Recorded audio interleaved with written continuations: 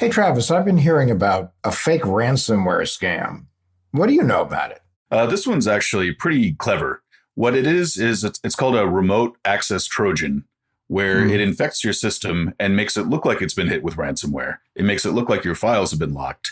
And while you're panicking over that, it steals all of your files and your data.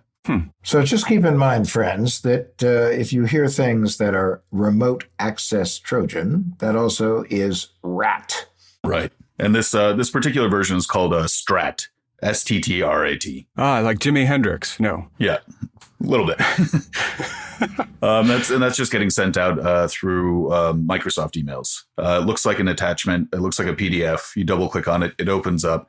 It installs, and then it adds a little suffix to every file on your computer and says you've been hit with ransomware. Where you haven't, all you would need to do is just change the file name back, and you'd get it back. But while you're going through that process, it's taking all the files off of your computer to sell. So this is like the person who is an accomplice to a bank robbery who has a seizure in the middle of the lobby, and then while that's happening, the robbery is occurring. Right. Or someone who walks up with a fake plastic toy gun while the bank robbers are tunneling into the vault or something like that. Or it's like SolarWinds. We know you're all looking at the election, but we are using this opportunity to compromise the government and some of the biggest companies in the world, and then playing on their relationships with other companies to use that as a pathway in to third-level companies. I like the idea. I mean, just the idea that they're now using different exploits as a distraction to do other exploits. Well, the whole success in any hacking venture is that people are defenseless and vulnerable when they are distracted. Mm-hmm. And distraction is the constant in all of the hack and scam attacks. Is, we all have lives. For a business, it's they're working, they're doing their thing. For individuals, it's we work for people. Children, we're helping in terms of school, we're sharing devices, and things happen when we are distracted. And a lot of things happen. As a matter of fact, cybercrime became a $6 trillion business between 2020 and 2021. But Travis, what do you do? What are you supposed to do instead of fall victim to that distraction? I mean, are there some ground rules? Like for me, it's just, I have to ask myself, is this really happening? What am I supposed to do next? And I don't always know the answer. I'd say a big one would just be to disconnect your computer from the internet. Just first and foremost. So that's just a good way just to say, okay, if this is in the event that there is something on here that's siphoning off all of my data, you could at least stop it there. Okay. That's not necessarily a cure-all, of course. I mean, in the case of a ransomware attack, it would still be locked down and you don't really know exactly how much damage was done. But if that were happening, the whole point is they're distracting you long enough to get all the files off your computer. So if you just say like, all right, let's just take this offline. And if you want to take that even a step further, you can just turn off your computer, take out the hard drive, and then bring it into someone who can help clean it up, or even just take a quick look at it. Or take it to a store and have them take the hard drive out, whatever, Exactly, but your level of competency is. But yeah, I mean, I would just turn my computer off, and I often wonder, does that mean that I've just I'm halfway through the process of having my computer completely screwed up, because when I restart it, whatever I downloaded is going to take full effect. Yeah, I mean, it's a gamble either way. Once they're on your computer, there's going to be a lot of risk to you and a lot of damage there. But again, I think the one of the main things is, in the odd event, in case you happen to get lucky and it is something like a fake ransomware attack, or if it is something that's trying to siphon data, or you have hackers who are about to tell you what they've done in exchange for ransom. If you happen just to take it offline, at the bare minimum, you're just able to maybe fend off that sort of attack. But then remember that a lot of times you don't even know they're there until they give you hints that they're there. So your life distraction could put you in a situation where it takes you a lot longer to find out that you have a problem. And you totally miss the hints in the meantime. So yes. I'm Adam Levin, and welcome to What the Hack, your place for cyber news, a whole bunch of views, and guys that are good sports. I'm the former director of the New Jersey Division of Consumer Affairs, founder of Cyber Scout, author of the book Swiped, How to Protect Yourself in a World Full of Scammers, Phishers, and Identity Thieves. I'm Bo Friedlander. I am the resident cyber busybody. I like to talk about cyber. I like to think about it. And whenever something happens in the news, I like to read about it. That's about it.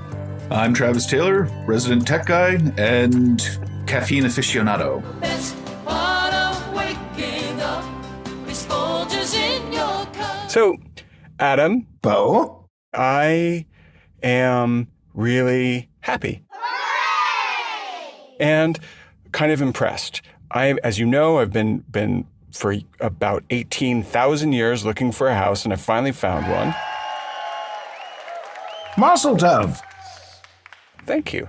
Well, so now I've been going through the process of getting a loan on that house, and I was pretty worried, because you have to send all kinds of things. One of the things that I thought was going to happen didn't happen, which was I thought my information was going to be hanging out all over the place, and they really did have their chops. They understood what was at risk, and when I told them I didn't want to do certain things, they let me do it. So in other words, I was able to password protect all of the PDFs that I was sending to them and give them the passwords via text so that they were from two different places. It would have been very hard to get through.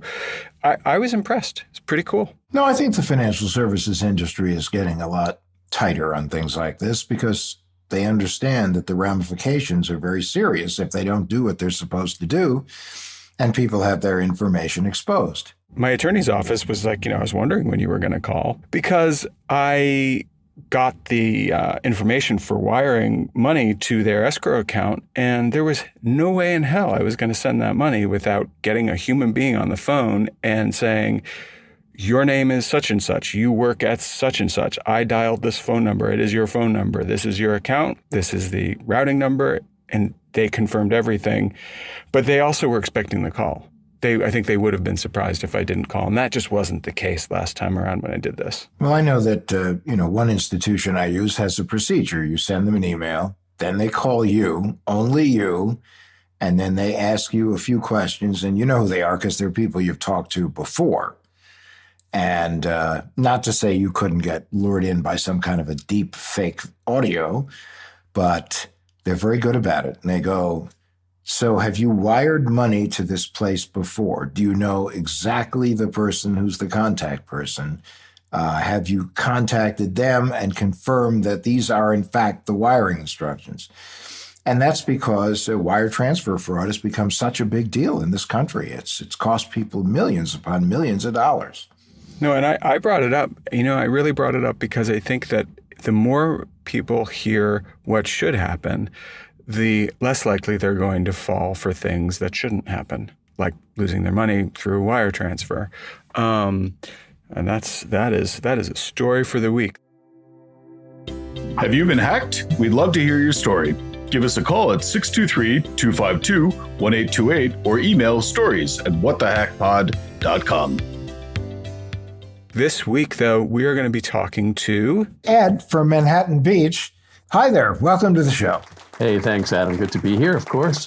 Ed, this is Bo. Really great to have you here. You guys have great Christmas lights there. Yeah, and I think they actually were screwed up somehow or delayed this year because of the big COVID. But we do have great Christmas lights, and they actually shoot off fireworks at Christmas, but not on July 4th. Figure that out. It's a very California Christmas. Where exactly is Manhattan Beach? It's south of the LA airport, south of LAX. We happen to live about 10 or 15 minutes from the airport, which is pretty convenient. What can I tell you? There are three beaches in a row that I'm not a Californian, but that I grew up hearing about, which are Manhattan Beach, Redondo Beach, and Hermosa Beach. I know this is pretty controversial, but which one has the best surfing? Everybody's got surfing USA. Well, from personal experience, I wouldn't have the faintest damn idea because that's exercise. That's not me. I believe Manhattan Beach actually is known for that. I mean, they're out there all the time. To me, it looks incredible, and it's a thing they talk about. That's when there aren't like sharks, small stuff like that, or red tide, or no, it's a big deal thing. Surfing and volleyball. That's the big Manhattan Beach stuff. They have national volleyball tournaments there. And are you a big volleyball player, Ed? No, but I can watch it. It's very exciting. I get very tired out watching it. It's something else.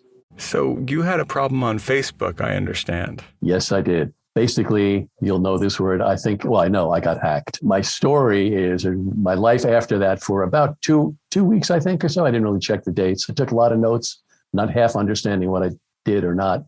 But for a long period of time I could not restore, couldn't figure out how I was hacked or how to restore it. First of all, I tried to follow the instructions from Facebook, ran into some dead ends. And then I went to my buddies at the Geek Squad. Go ahead, use us. Geek Squad! At Best Buy. How did you know that you got hacked? What was the first sign? Somebody may have accessed your account. Please follow the following instructions to restore it. And it looked like it came from Facebook, yeah? It did look like it came from Facebook.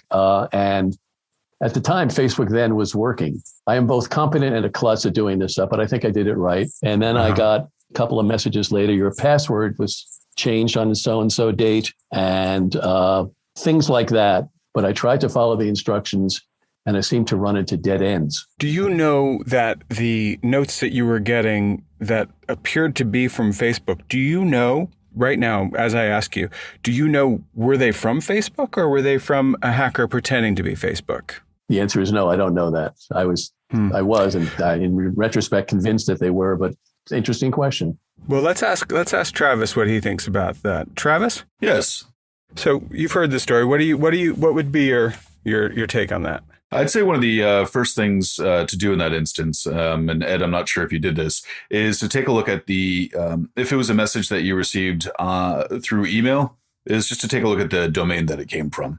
It's not that email domains can't be faked, but in a lot of cases, if it says something like facebookpasswordreset.com or facebookadministrator.com or something like that, and not facebook.com itself, that's usually something that is a pretty good indicator that someone's running a scam of some sort. And the other thing, too, that I tend to do if I ever get any of those messages is to just copy and paste the text into Google.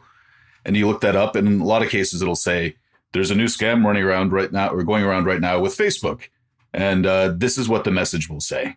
And those are two things that are usually just good ways to just do a quick little quick check just to make sure that something's on the level. It's very good advice. I've done that in the past, but I didn't do that now. I was gullible or whatever, believing that it was Facebook. Was there an urgency? I'm just curious. Like, did the messages give you a feeling of urgency?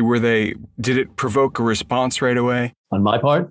Yeah. I mean, were they oftentimes when a hacker is trying to get a knee-jerk reaction, they will say something to elicit that response from you, and gets you off your balance so that you don't check, so that you don't do the next step, which is to Google the address or whatever. I would say no. I would say it seemed measured. It seemed like the kind of message that would come from Facebook. It didn't say, give us your social security number and we'll fix everything up for you. It seemed like a normal thing. And I can't remember the exact wording, but it said something about you'll need to answer a few questions to establish or whatever. When I did that, I ran into a wall. Just to clarify for a second, did that come to you through email or through Facebook Messenger? Email. Okay. Yeah, I'm quite sure it was email. And I'm not sure I've saved them all. I mean, I could take the time and look it up. But so what happened when you hit that wall? Were you locked out of your Facebook account? Not immediately, but shortly thereafter, probably after I tried to do something, I got someone may have accessed your account, something like that. I'm looking at my notes, and to prevent something or other, we're preventing access or something. Again, somebody may have access. It appears somebody may have accessed your account, and we're making it no longer visible. Something like that. Huh. I would rely on you guys. Does that sound like familiar messaging from Facebook? We're making it no longer visible was the exact wording? No, not the exact. Something. No, like so I wonder if I have another question. Excuse me, but I found my notes here. It looks like someone may have accessed your Facebook account. To secure your account, you'll need to answer a few questions and change your password next time you go to Facebook. That's the first response. That sounds about right. That sounds about legitimate. Right. Yep. And that began my journey. And then afterwards, like later that day, I think, I got another message. I don't remember the wording, but it said something about that visible thing. They basically told me nobody could see me anymore. Up until then, people could. Could you? Yes, I could. And I checked with my wife and she saw me up there. Did anyone, I don't want to know how many friends you have, but do you have more than 50 friends on Facebook? Yes, I do. Okay. Did any of those people you're friends with on Facebook say they had heard from you when you had not reached out to them? No, I did not get that message. I should have done that. I didn't probe them because shortly after what we're talking about, I could no longer get in touch with them on Facebook. And I didn't think of picking up the phone or writing an email to the people because, among my 300 friends or something, I could have called a few and said, has anything screwy come through? Later on in my story, you'll hear that I was restored on my laptop, but not on my phone. And nobody since then, I said, I'm back now, but only on my phone, said it in a better way than that. But people said, sorry. Nobody said, yeah, but I got screwy messages from you. So probably there was none of that. What happened? What happened next in your journey of trying to get back onto Facebook? I tried to follow their instructions. I didn't get anywhere. And honestly, this is why I'm apologizing. I can't give you the blow by blow. But at some point, I tried to do what they did, what they said to do, and hit another roadblock. I started being asked to change my password, to sign in a certain way. And then they said I had to set up two-way authenticate or something or other. And I had to go to an authenticator to get a code and could not figure out how to get there. And this is now both me trying it on myself, and mostly me now having gone to Geek Squad and having them do it because at that point they've taken over my laptop. Now stop there. I got to ask you to stop there because I do have a question, and I think you guys both just heard this. And you don't have to get into exactly what happened, but whoever hacked you, did you say they had taken over your computer at this point? No. That thing that I read to you was a message from Facebook that said, it looks like someone may have accessed your Facebook account. To secure your account, you'll need to answer a few questions and you can change your password the next time you go to Facebook. That's what I said. No, but when you were talking to the Geek Squad, you said something about they had taken over your computer. Maybe I misheard you. Well, their guess, no, that's me. That's my terminology. But they were saying things like someone may have accessed your account and hacker may have changed your password and enabled two-step authorization. Hacker kept a stronger authorization so we can't get in. Again, these are random comments. No, that's what I was told.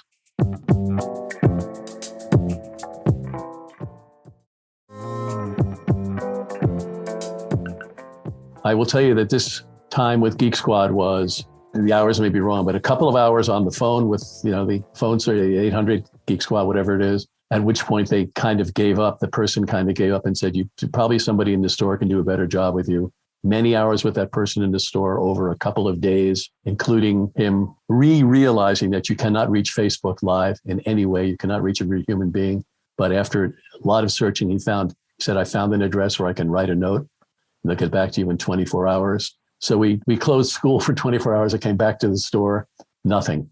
And then he spent more hours on this kind of a thing. And we never did get a communication back from them confirming what he did. And I will tell you that not only did these people spend a lot of time, they seemed to know what they were talking about. But what I heard a couple of times was, this happens a lot. It should be a simple fix, and it isn't. That was quite concerning. So, but they tried hard. But as you know, I'm sure you know, there's no way to communicate directly with the big FB. No, there isn't now. So was that the end of the story? You got back onto Facebook, or it's a long story. I started with the 800 number. I went into the store. I came back to the store. Each of these touch points is hours. At some point, something we were doing, we had to try 2 or 3 times. It didn't work. And then we got a message that said, you've made too many attempts or too many tries. Please wait. And locked you out. Locked out. Well, we waited a couple hours. We waited overnight. We waited because the guy wasn't going to be back. This is with the guy in the store. We waited, or maybe I waited and then went back online. They do keep a file of me on me, 2 or 3 days, and that didn't solve much. Over a week or so, I probably went online 4 or 5 times, back to the store once. And finally, after that period of time, somebody did something after hours, got me in. We solved it. Elementary, my dear Watson. And I did get back into Facebook, and I was rejoicing. And I thanked him a lot. I wrote him a nice little research thing that came around afterwards. And then I realized it was not restored on my phone. And I didn't want to mess with that, so I held off. And I've now been able to use Facebook at a much lower level on purpose via my laptop, still not restored on my phone. That's been about a week or 2. and I'm in no rush to do it, because I had a learning out of this whole thing. And it was that I didn't need Facebook as much as I did. In those periods of times when, as I mentioned before, I left the store, I got offline, and we were going to wait 8 hours or 2 days or over the weekend and try again, my stress level went way down. My stress level from where it was when we were trying to solve it. And I said, number one, I'm less stressful. I'm not thinking about it. And number two, it hasn't been that bad. It was kind of a relief. I still wanted to get it back, but I didn't feel awful, like I can't wait to get back and try to get me back on. So when I got it back on my laptop and it's restored, it seems to be working fine, but not on my phone. And that's reduced the amount of time purposefully that I've been on Facebook. It's been good. I have a whole learning from that. And that is all kinds of things. How much time I waste on Facebook, how little time I think people missed me based on what they said when I got back. I mean, I put out a little funny message saying, you've probably noticed the lack of dog photos and bad puns, because that's basically a lot of what I do. So I learned the value of that as well. And nobody came back and said, I missed you a lot. So I equated this to the signs of grief. I actually wrote those down, whatever her name was, a woman that had the various signs of grief. Kubler-Ross. Miss Kubler-Ross. She had 5, but there were 7. There were 12. People have worked on it. Shock and denial, pain and guilt, anger and bargaining, depression, the upward turn, reconstruction and working through, and acceptance and hope. Kubler-Ross said, her symbols, denial, anger, bargaining, depression, and acceptance. And I looked at those and I said, is this what you went through, Ed? And I said, no, I had slightly different steps, but it kind of felt the same. But I tried to write down my stages as opposed to her stages, Elizabeth Kubler-Ross. My first one was shock, no denial. And then I had that confidence that I could fix things. Then my next one was failure. Then my next one, as you heard, was faith in others. Then interminable failures to fix, frustration. I'm sure she wouldn't have read this way. Endless time suck. And then this is the big one, periods of unexpected relief. Then I used somebody else's term, upward turn, partial reconstruction, less time with the app, and no loss or concern on my part with missing out. And my last step is, I'm cool with the way things are now. I mean, at some point I want to restore my phone thing, but I think I know myself enough. If it's on my phone, I'll be on it much more than I want to.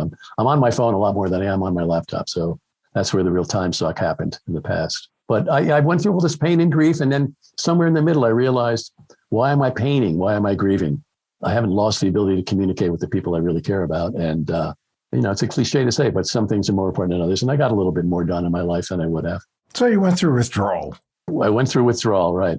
Yeah. I had the methadone of spare time on my own. I don't know what. Yes, I went through withdrawal, but then I got out of withdrawal. And now that you're in recovery, do you spend less time on Facebook? I do. First of all, technically, logistically, I can only do it on my laptop. I'm not always in front of my laptop. And also, everything I've learned is, if I would have an instinct now to go, let me check Facebook. In the old days, I would have done it. Now I don't. I do. It might be another waste of time on the computer, but I don't go to Facebook. Did you lose any data through any of this? I mean, no, I did not lose any data.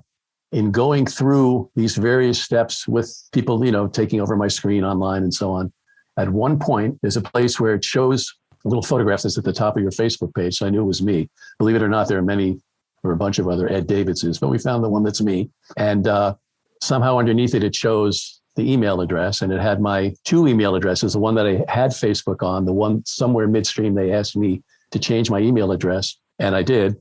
And then there was a third one with, like a first letter J and then 4 asterisks, and then an M with like 8 asterisks at hotmail.com or something.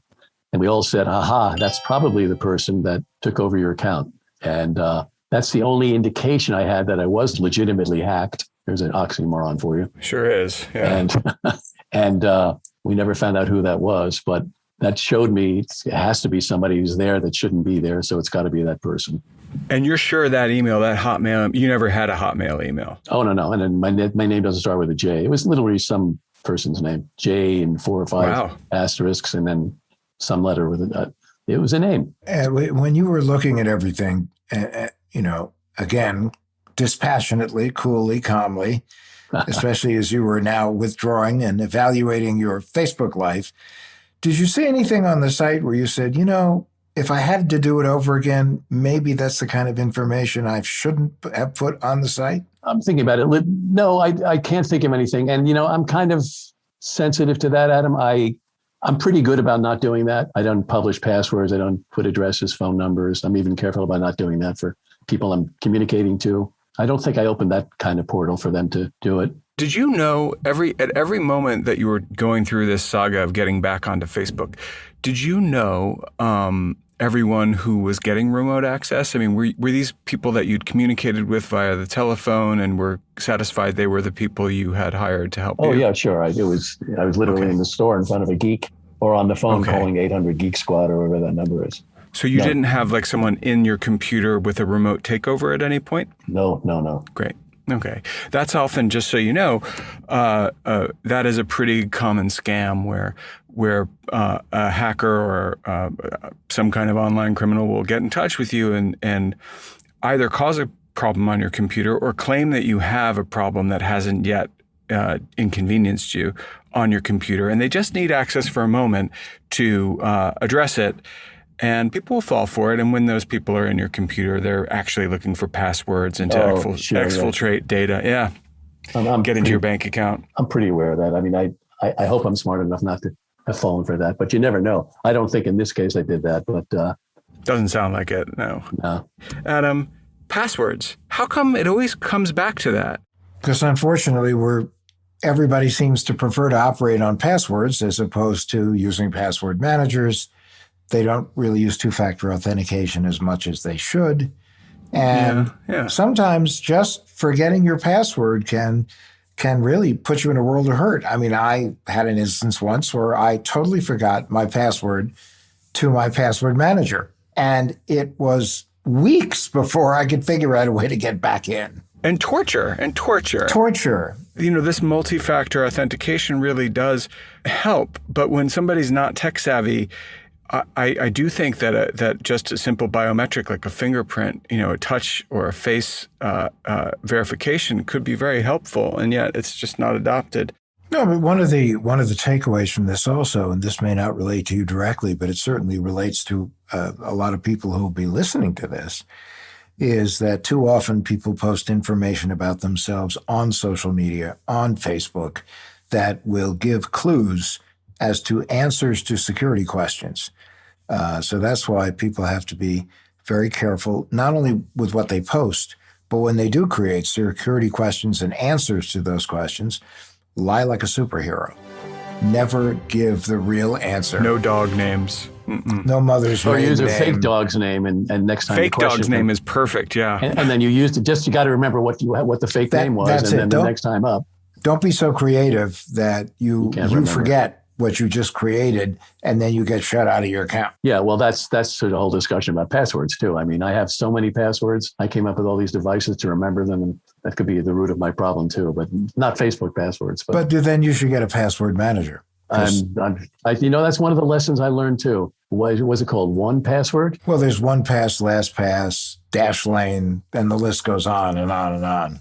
Just make sure that whatever you use, you're paying for it. Because if you don't pay for it, you will pay for it. 100%. Like Adam said, I mean, you're the product. If you're getting it for free, they're getting something out of you. That's true. Travis, what did you think happened there? If you were to like kind of Monday morning quarterback. I'd say the closest thing to a smoking gun there was the fact that there was another email address. Same. That in and of itself is really suspicious. And that's something that you can do if you, say, want to compromise an account and then come back onto it later, if you have another use for it, for instance. And I think there are definitely some scammers on Facebook who probably farm and cultivate accounts to be used for various purposes here, there, and later. Right. And it could have been one of those things where they're waiting for some Bitcoin run or something like that, or anything with like crypto that happened on Twitter before, where they had a whole bunch of compromised accounts all at once say, hey, send a cryptocurrency to this address and I'll double it.